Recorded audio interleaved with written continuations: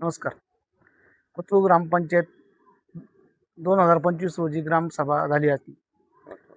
त्या ग्रामसभेमध्ये बाळासाहेब जयराम देशमुख यांनी माझे चुलते गावचे उपसरपंच संजय पांडुरंग देशमुख यांच्यावर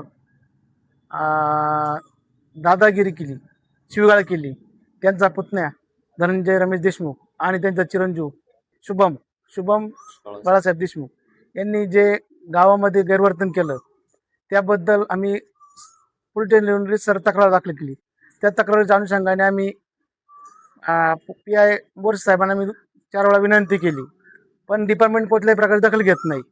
डिपार्टमेंटनी आम्ही वारंवार विनंती करूनही कुठल्याही प्रकारे दखल न घेतल्यामुळं आम्हाला परिणामी DYSP साहेबांशी संबंधित गेलो आणि त्या अनुषंगाने कोथरूडमध्ये यांनी आत्तापर्यंत केलेलं नाही का पेट्रोल पंपावर त्या कामगाराला मारहाण केली, ग्रामसेवकला ग्रामपंचायतीमध्ये जाऊन शिवाळा केली.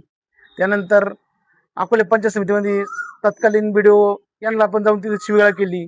म्हणजे हा माणूस स्वतः समजतो काय? कोथरूड इथं अकोले पोलीस स्टेशनला आता परवा दिवशी येऊन इथं गोंधळ घातला. गावातले 50 ते 60 लोक इथं घेऊन आले, दहशतवाद निर्माण केली, वातावरण निर्माण केलं.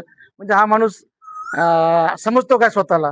का त्यांनी आता रिटायर झाले, गैरकारभार केलाय, तिथे पुण्याच्या बाजार समितीमध्ये मोठ्या प्रमाणात भ्रष्टाचार केलाय आणि त्या भ्रष्टाचाराच्या जीवावर तो इथं येऊन दादागिरी करतोय.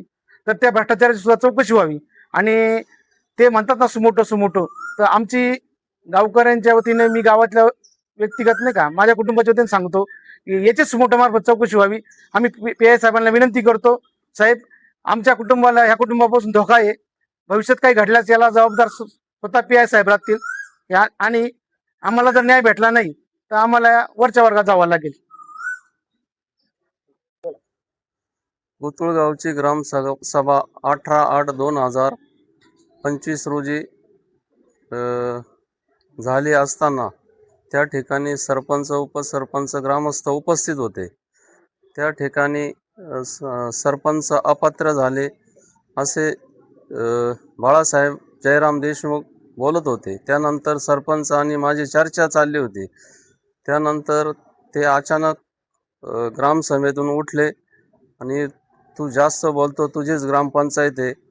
आणि त्यानंतर त्यांचे मुलगा शुभम बाळासाहेब देशमुख, त्याच्यानंतर पुतण्या धनंजय रमेश देशमुख हे खालून उठले आणि मला शिवीगाळ, दमदाटी, मारहाण